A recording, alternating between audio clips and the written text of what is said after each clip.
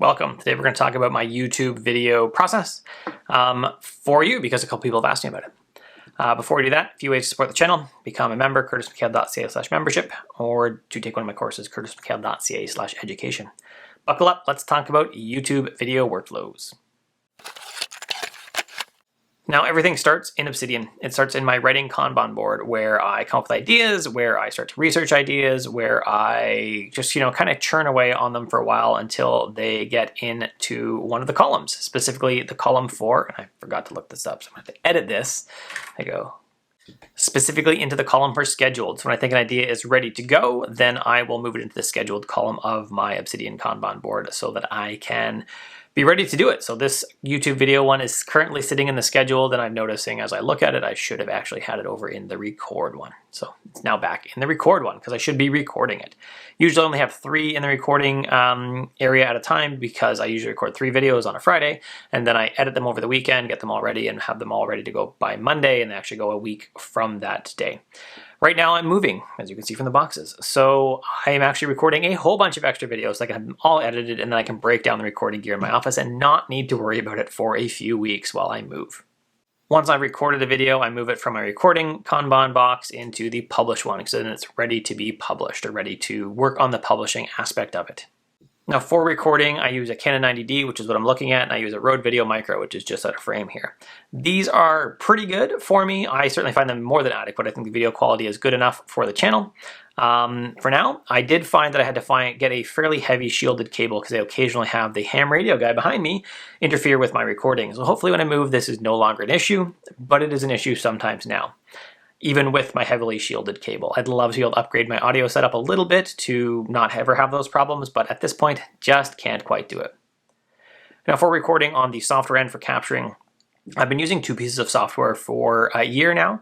I mostly used Ecamm for a lot of the last year, and that is nice because I could produce it with my Stream Deck right up front and have all my videos produced as I went. If you look at some of my live streams, you actually see where I do that, where I produce the video as I go and then I chop them up later into separate videos, but the people on the stream got to see them all and ask questions in between. Haven't done that in a while, moving.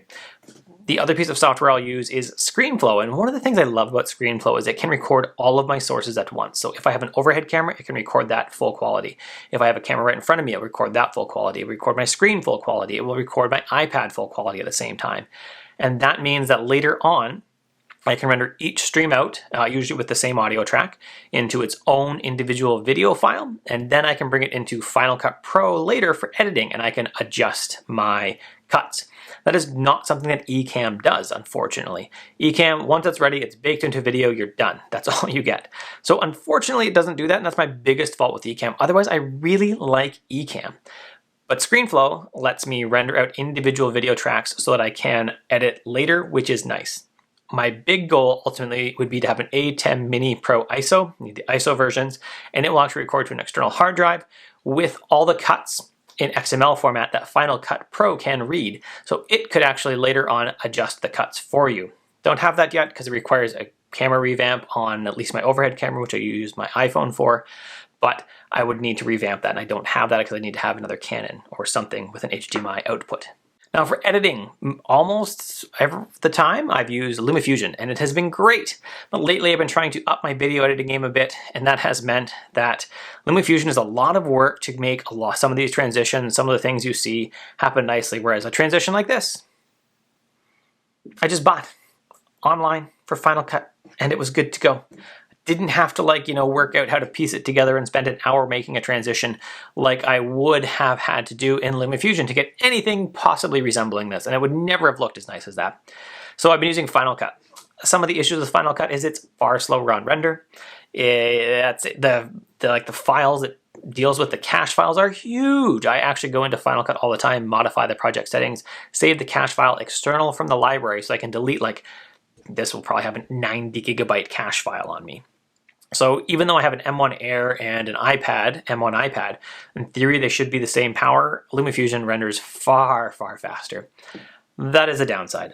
unfortunately. It's actually a downside to ScreenFlow as well, because when I render at the individual tracks, I render them out to high quality HD. I tried ProRes and I don't have the storage for a 90 gig, 10-minute video file.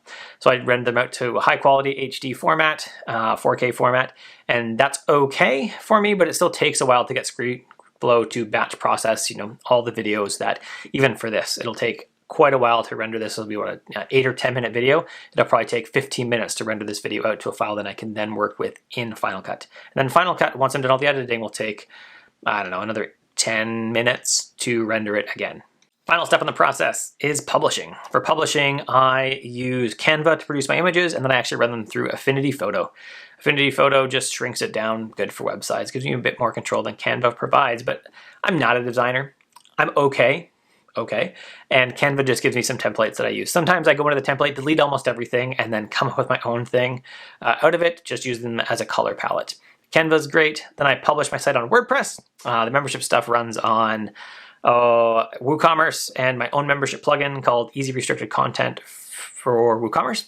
And then I publish it out to YouTube as well and embed it. That's really my entire YouTube video workflow. You could totally get away without Final Cut. You could edit all in ScreenFlow. I just don't love ScreenFlow as much, and its renders are even slower than Final Cut is, so I don't bother with it. That's it. If you like the video, if you want to keep supporting this so you get more YouTube videos, then the best way to do that is to become a member, curtismchale.ca/membership. You can get my newsletter if you're a newsletter supporter, or you can get my newsletter and all my courses if you're a course supporter, or you can take one of my courses, curtismchale.ca/education. Have an excellent day.